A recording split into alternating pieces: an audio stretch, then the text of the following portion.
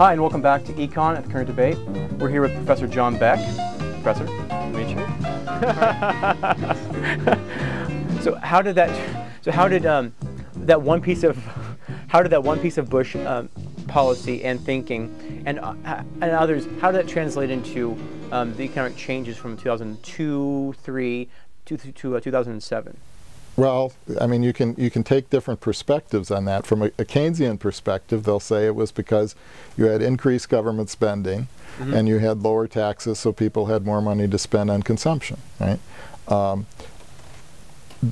There would be some supply side effects from the Bush tax cuts, I would expect. I don't think it was such a radical change that those things could account for the entire economic growth during that time period. But getting to the current,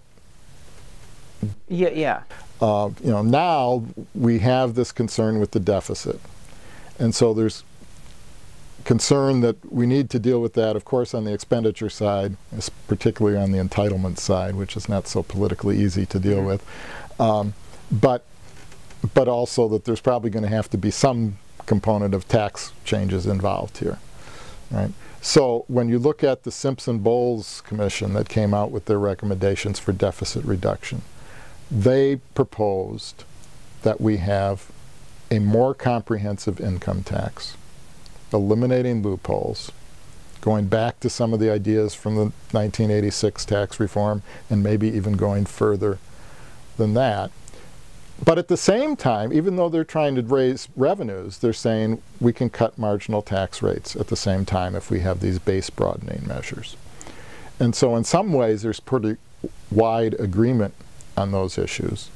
Wide agreement on the base broadening part, okay?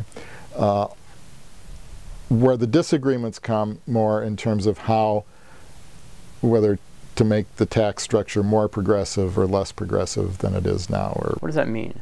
Well, progressivity just means that people at higher income levels not only pay more in taxes, but pay a bigger percentage of their income in taxes. What is the current debate right now in the literature and academics and think tanks and of economists to address the issue of the deficit? What kind of tax policies are really being considered as good solutions? Well, tax policy is only going to be a small part of fixing the deficit problem. The deficit, in a way, is part of broader economic problems because it creates uncertainty, and uncertainty is a bad thing in general. But in terms of tax policy, there's thinking in terms of if you can promote more growth, that in itself will reduce deficits because you got more to tax. And here is where there are differences of opinion about to what extent beyond that you should be raising tax burdens just to get more revenue rather than as an alternative to cutting spending. It's kind of the Reagan view.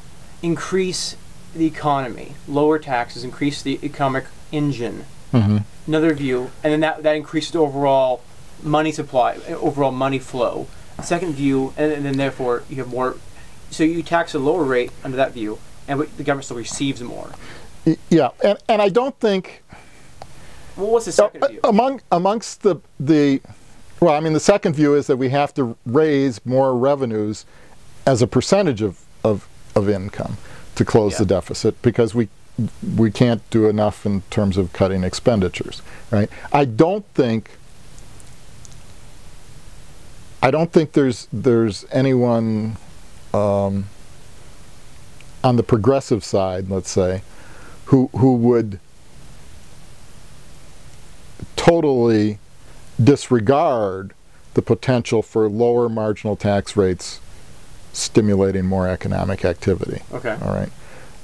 But they think that they're less effective and because of their concerns about inequality wouldn't cut those marginal tax rates as much as people on the libertarian conservative right wing. How did the scholarship of economics get to where it is right now?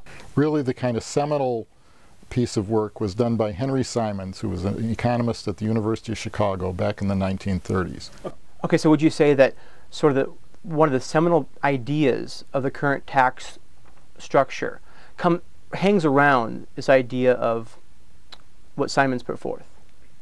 In terms of what economists are advocating, if you look at what is discussed in the current debate, whether it's the Simpson-Bowles Deficit Reduction Commission's recommendations, or whether it's what you look at what Joseph Stiglitz recommends, or you look at what Larry Lindsay recommends, or what Glenn Hubbard recommends, all of them will say we should eliminate loopholes, we should have a more comprehensive definition of income, and that would allow us to raise the same amount of revenues at lower tax rates, or in the case of Stiglitz, perhaps raise more revenues with higher tax rates.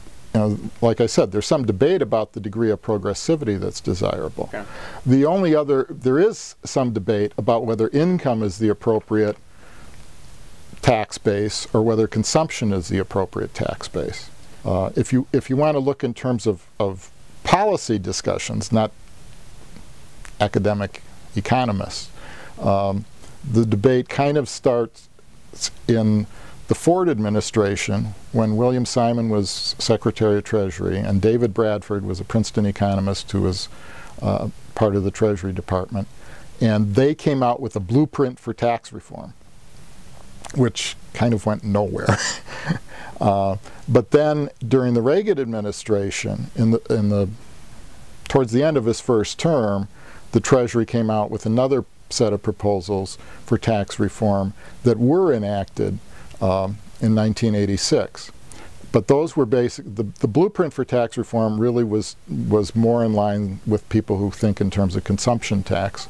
The 1986 reforms were more in terms of a more comprehensive income tax. And to a large extent, not perfectly ideal from our perspective of academics, but to a large extent the 1986 tax reforms did incorporate a lot of those academic ideas about a comprehensive measure of income and lower marginal tax rates at the same time.